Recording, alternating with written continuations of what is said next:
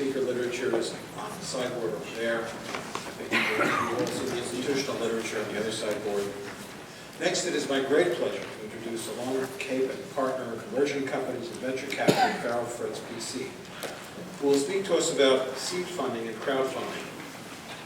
Alon is a corporate attorney who focuses on representing entrepreneurs, emerging growth companies, and their individual and institutional investors. He counsels entrepreneurs on emerging growth companies, formation of business entities, structuring agreements among founders, negotiation of capital raising transactions, compliance with securities laws, structuring employee incentive arrangements, and development of effective corporate governance. Alon also guides investors in the organization of private investment funds, the negotiation of various stages of equity, debt, and convertible fund transactions, and the planning and implementation of exit strategies. Alon Cape.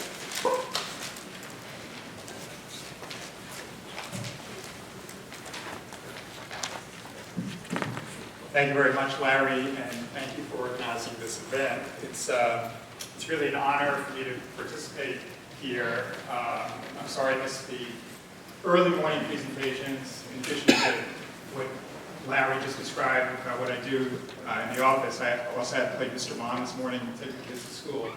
But it is an honor to co-present with the other presenters. Lori, that was just a great presentation. And it's just great being in a room full of entrepreneurs, some clients of mine included. So what I'll be speaking about is two really hot areas in capital formation, and those are seed stage investing and crowdfunding. And so seed stage investing, as Lori was just talking a little bit about, really refers to the terms of a funding transaction at a certain stage in the company's life. So we're going to speak about just a broad overview of where a seed stage funding transaction fits in the life cycle of the company, what the market trends are, is it trending up, down, and then we'll talk about the two alternative structures that you can structure a seed stage round of funding, those being convertible loans, documented with a convertible note, or through equity, referred to typically as Series C, or sometimes you see it as a Series AA. And then we'll talk about equity crowdfunding. So crowdfunding, as opposed to seed stage funding, really refers to the manner in which a company finds its investors and the ability of that company to navigate through the securities rules. Just very briefly, in the United States, every sale of securities has to either be registered with the SEC or qualify for an exemption. For years, you were not allowed to engage in what is referred to today as equity crowdfunding, because that involved something called general solicitation, which was an absolute no-no in the context of a private offering. So we'll talk about the origins of equity crowdfunding, those being in rewards-based crowdfunding. And then we'll talk about the three variations of crowdfunding. Everybody thinks of crowdfunding sort of as the equivalent of rewards-based crowdfunding, except for capital raising, where you're actually issuing stock. That's the pure form of crowdfunding. There are two other available means in various degrees of legality right now, and that's accredited investor crowdfunding and registered crowdfunding, for lack of a better term, and we'll get into that later on in the presentation. So where does seed funding fit in sort of the general capital raising life cycle of a company? So you have the typical venture that's been formed. The founders have maxed out on their credit cards. Maybe they've raised some money from friends and family. At some point, they need to get outside investors. Now, if I were giving this presentation 10 or 15 years ago, that first round of outside investors would have been a round of VC money, designated as Series A. So the rounds of VC investment are designated in the letters of the alphabet. Starts out with Series A, VC. So 15 years ago, that first round would have been a Series A. That was because 15 years ago, things were very different technologically. So technology companies in particular have spent a tremendous amount of money up front as a capital expenditure, as CapEx, to invest in things like storage, compute, bandwidth, networking. So when I was doing deals 10 or 15 years ago, we'd do a Series A of $5 million. $5 million would get wired into the company's bank account and would go right out to companies like EMC or Oracle to pay for infrastructure. Well, over the last 15 years, mainly through cloud-based technologies, the cost of launching a startup has reduced dramatically. So now that has created a need for some capital raising in between the friends and family and that Series A. It sort of bridges the two guys in the garage with the Series A. In terms of dollar range, we're talking about, say, $150,000 on the low end and $1.5 million on the upper end. Anything below that, anything below $150,000 is really sort of simple, loosely put together notes. Anything above $1.5 million, we're talking about a Series A. In terms of deal flow, I put together some charts. The line way up high and trending to the sky is seed funding, with all the other colors down below being Series A, B, C, etc. You see that right around 2009, 2010, seed fund, just in terms of number of deals, this is per quarter, has really jumped. By the way, I have revised numbers for this quarter.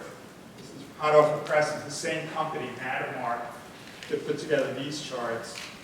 Just put out numbers for Q1 2015. There were a total of $470 million of seed round transactions. Lori said she's doing 4 of them right now. That's up from $300 million in Q1 of 2014, a 47% increase.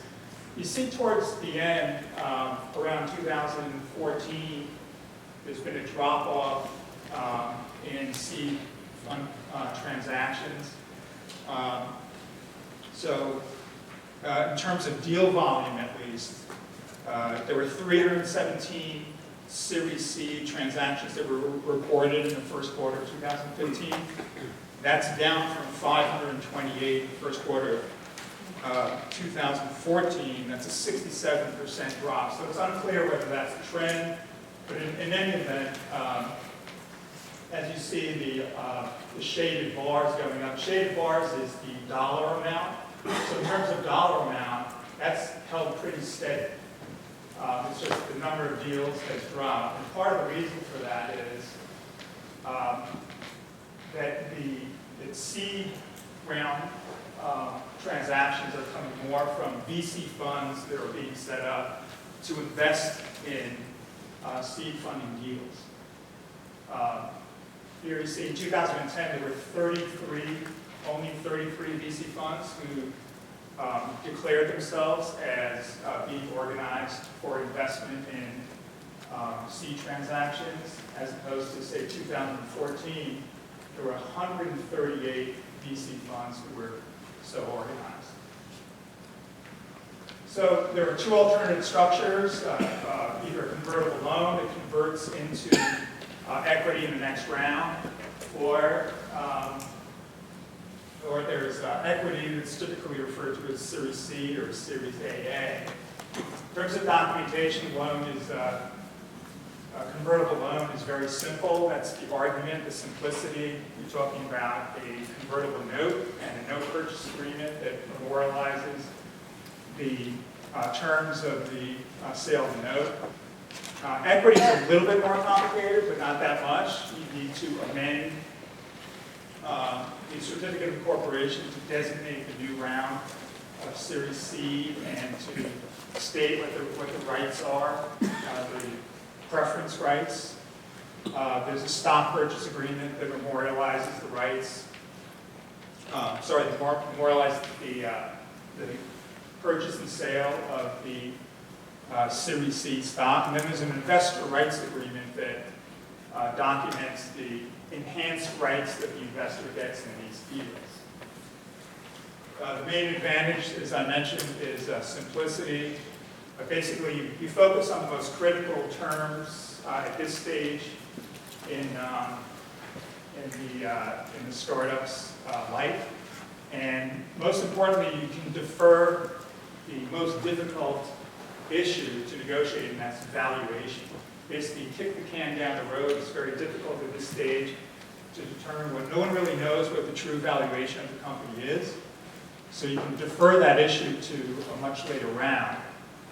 There are two main features, two critical features: the discount rate of conversion in the next round. Usually the investor doesn't convert at the price that the next round investor is paying, but rather at a discount. There's also a valuation cap. So on conversion, again, the seed round note holder will convert the principal and usually interest, accumulated interest of that note into the security that's issued in the next round. The typical range of discount is, I think Laurie had it at 10 to 20, I've seen it more at 20 to 30, but say 10 to 30% is the range. In terms of the valuation cap, the thing with next round priced notes is that what happens is everybody hopes that the valuation of the company will rise till that next round, which means that the note holder will be paying a higher price. So it becomes more expensive for him if the valuation of the company goes up. And the second problem with that is a corollary of the first problem, which is that if the valuation is higher and he has to pay a higher price on conversion, it creates a conflict of interest between the investor and the founder. So one way of reconciling that conflict of interest is through a valuation cap. So instead of converting at the price of the next round or even a discount, you say, my price is going to be no higher than X based on a ceiling of a valuation. So let's say, just by way of example, let's say the note holder's putting in $500,000 into the company. It's based on a note that converts into the next round's price, but with a cap of, say, $3 million. And let's say the next round is based on pre-money valuation of $6 million. So, and that translates based on the number of shares that are outstanding, that translates into, say, $1 a share. Well, that seed round note holder will convert his purchasing power under the note at not $1 per share, but 50 cents a share. So there are three scenarios. I want you to see the impact on the founders based on each of the three scenarios. One is no discount, no cap. The second one is the discount, but no cap. And then the third one is the lower of either the discount or the cap, which is probably the most prevalent arrangement. And so I ran some calculations, and there's not enough time to walk you through these. But the thing to notice here is the founder starts out being diluted down to 68.75%, and there's no discount, no cap. If there's a 20% discount, it gets diluted down to 67%. And if it's capped at $3 million, the dilution starts to be pretty dramatic. I'm also assuming in here that the entire dilution is suffered by the founders, and the way you get there is that the Series A will negotiate that all the shares that are going to be issued to the seed investor will be included in the pre-money capitalization. Okay? So there's some other terms that are negotiated in these convertible notes. Just like the person in the picture, there's maturity, when this note matures. Everybody expects these investments to convert. Nobody expects them to be paid but if they do mature, they either have to get paid or there has to be a formula for conversion.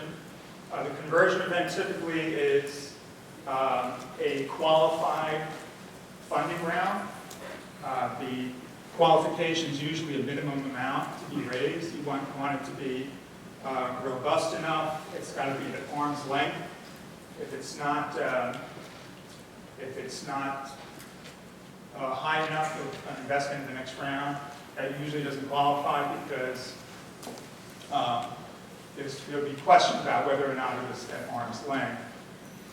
Usually there's an optional conversion feature that says that even if a next round funding does not meet the requirements of the trigger, the note holder has the option to convert at whatever pricing occurs in the next round. And then you have to come up with an interest rate. Again, these notes are not intended to be paid. No one's looking to get rich off the interest rate. Usually the interest rate that you find in these deals is about 5 to 8%. So that's one structure, the convertible note. The other alternative structure is equity. And I like to refer to these